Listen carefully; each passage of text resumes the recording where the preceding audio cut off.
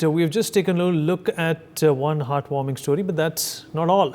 During the war, the Kinder Transport project was undertaken as well. This project helped about 10,000 children escape the brutalities of Adolf Hitler. In 1941, Soviet Union's pact with Nazi Germany broke down and an amnesty was announced, allowing destitute refugees to leave the Soviet Union. This left thousands of Polish children, many of whom were orphans, vulnerable. Urgent mobilization helped the displaced children find a new home. Maharaja Dig Singh Ji, Ranjit Singh Jadeja of Nawabnagar chipped in. He hosted children from war-torn Poland and prison camps in Soviet Union at a camp built at Balachari, which is located about 23 kilometers from Jamnagar. He roped in rulers of Patiala and Baroda to raise funds for these children and personally oversaw the camp's operations as well. The refugee camp at Balachari included facilities such as a kindergarten, schools, and a hospital. A special library with Polish books was also set up so that they would not forget their mother tongue. Opportunities for artistic and cultural development were also provided. Decades later, Maharaja Dig Singh Ji and his legacy remains alive, and he was posthumously awarded the Commander's Cross of Order of Merit of Poland.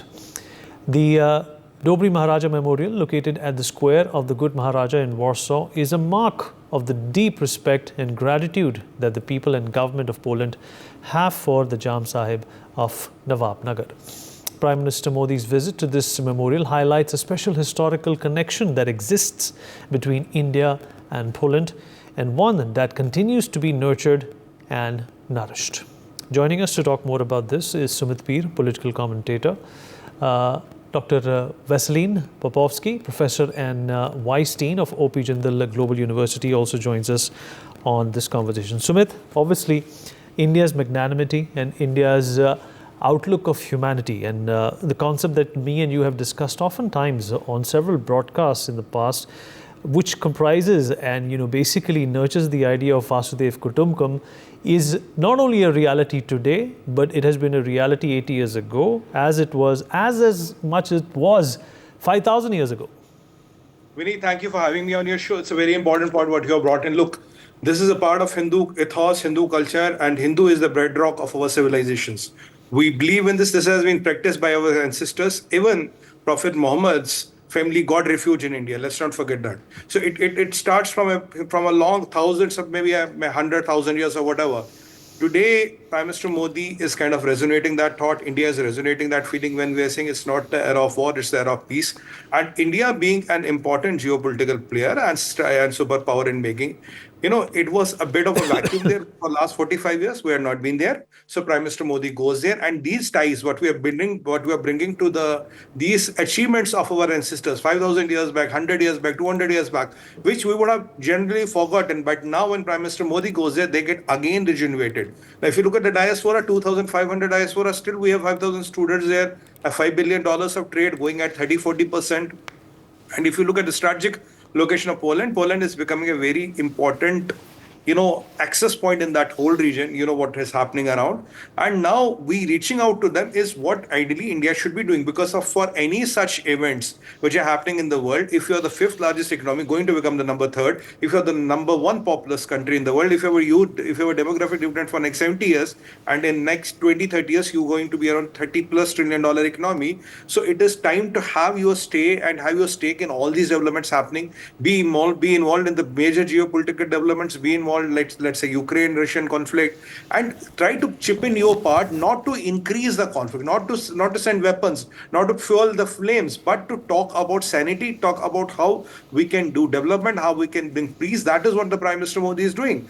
And that is why the whole of European Union is watching it. And even Mr. Donald Tusk has welcomed this visit, saying it's a very, very strategic visit. Our diaspora is very happy. I was watching Prime Minister Modi's interactions. Our students are happy. And let's not forget... So the Prime Minister is also going to be traveling to Ukraine by train. What kind of a messaging is that? Is it bold? Is it diplomatic? Is it careful? Or is it keeping India's interest first?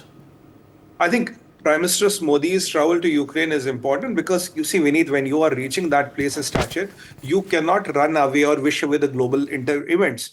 If a Rishi Sunak goes to Ukraine, for example, Macron goes to Ukraine, by that logic, Prime Minister Modi has to be Ukraine and much before. And it's a way how you are saying, look, we are talking to the both sides of the paradigm. We went to Russia because we have our relations with Russians. We love Putin. We are also going to Ukraine amidst the kind of statements what Mr. Vladimir Zelensky had. Given, which are a bit unfortunate.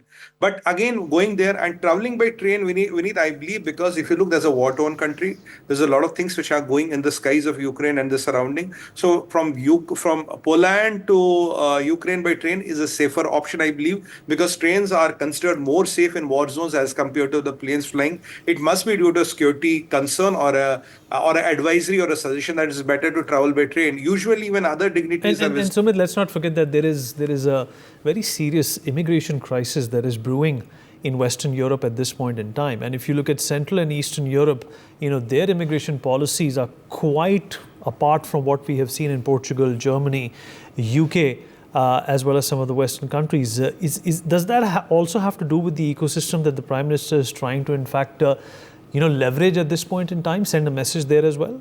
Because Eastern Europe countries are not easily penetrated by immigration issues. Look, there is an important issue. These things are all important. Even we have a similar situation brewing at our borders with Bangladesh. So these are the things which are the reality of today's world. So when Prime Minister Modi will be going, he will be addressing a lot of such issues.